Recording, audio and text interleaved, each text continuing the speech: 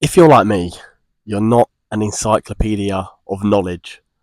You're also not the carrier of every single word in a dictionary. And the other day, I discovered a new word, a word that sort of caught me and hooked me, and I wanted to learn more about it and sort of delve into what it means to me. And that word, as you've seen in the title, is Sonder. Now, if I give you the definition, Sonder is the realization that each random passerby is living a life as vivid and complex as our own. And I really just read that definition that I found off a reel on Instagram when I was in my hope core phase at night, when I was trying to get some motivation for the next day. And then I saw that and I was like, that is something interesting to look into and talk about. And it actually does connect with me. In my life, I always feel like I am the main character. I've said it before, I put a song on, I'm on my walk, and I always feel like I'm in a video game or a movie or just like somewhere that isn't me. And in this moment, I am fully focused on my own trajectory of life. And really, when I'm in this mood, in this moment, I'm always feeling good. When I'm in my main character energy phase time, and I'm always moving with that sort of love and respect,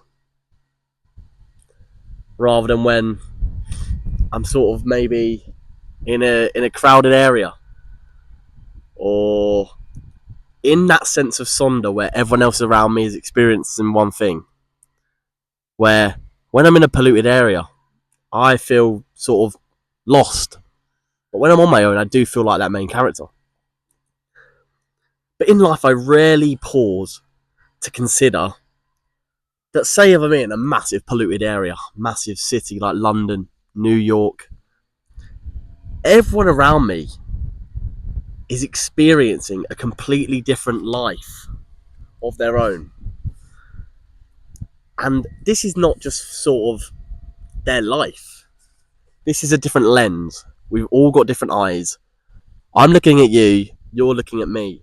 It's two angles, two eyes, two perspectives, where we're then also holding different thoughts. And we're all in different circumstances. Why am I in London? Why am I in a park bench in Essex? Who knows? But I'm here. I've also never really fully grasped that I can only see myself in photos of myself, in the mirror, and that every person that crosses my path, looks my way, they've seen a version of me that I'll never be able to see. And how I said before, where I'm the main character in my story, in my life, everyone else is as well. Everyone else is their own main character, with their own plot lines, their own struggles, joys that they felt. And it's quite overwhelming to sort of think about the emotional weight that this carries, where how many stories actually exist in this world? And it is infinite, because we're continuously making new ones, new conversations mean new stories. And one thing I will say though about other people that I've noticed not worrying about myself is where we're seeing it more and more now, where people, like I said before, have lost their creative spark and they are just going down the same path, similar paths, chasing success in the same fields.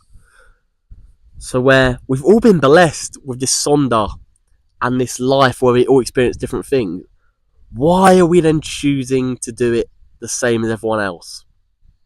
Is it cool? Is it easier? Is it lazy? Potentially. But there's also many people that are sort of pushing the innovation of life, where they are carving out something new for themselves and for future innovation. What we are seeing though is that with the media, with algorithms,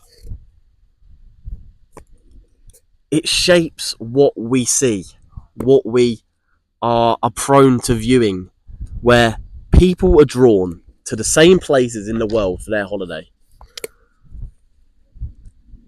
And then because of this, people then get dreams of these places that are currently out of reach. And then this aesthetic that everyone else has sort of decided, oh, that looks nice in my house, or I need that.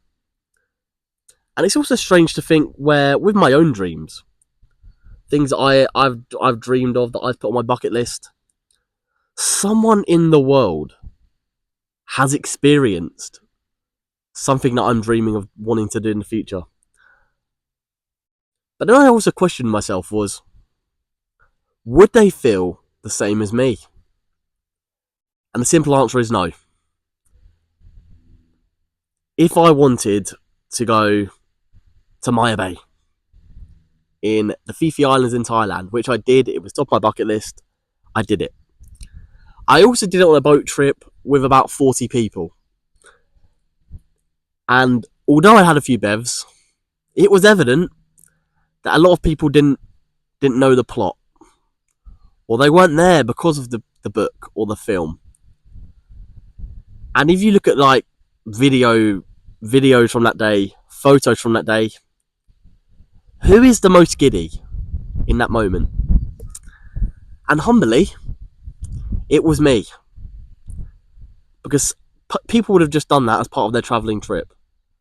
But for me, it was something that I wanted to do my whole life, or for at least the past decade, where I did it and I wanted to make the most out of it and make it special. These emotions that we attach to dreams, things we want to do, to moments, they are so personal to us, where no one can take them away from you. No one can take how you're feeling away in a moment away from you. And what Sonder has taught me since learning about it in the last few days is to be more present. And I've said this every single video. Obviously, be more present, live.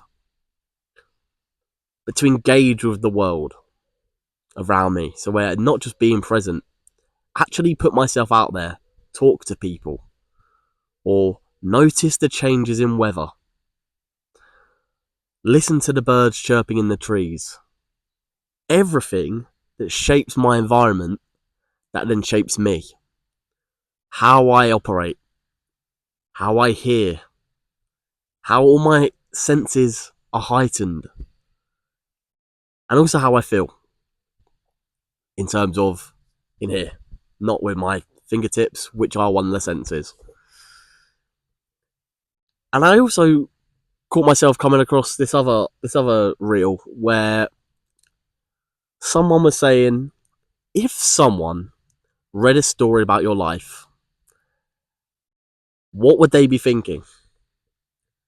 And for my life, what I will say is that no doubt, if they had the whole plot line to my life, they would be thinking the exact same things that I'm thinking about for the future, that have happened in the past, that I'm looking to change. But one thing they won't be able to do is think about the other things that only I can think of, because they are not me.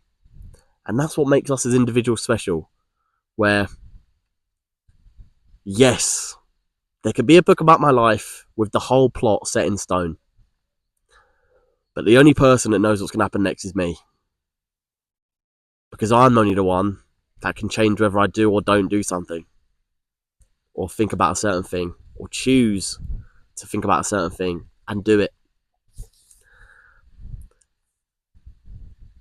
And Sonder's also taught me to take charge of my life and continue to be authentically myself around others, in new environments, around new people, where we said the other day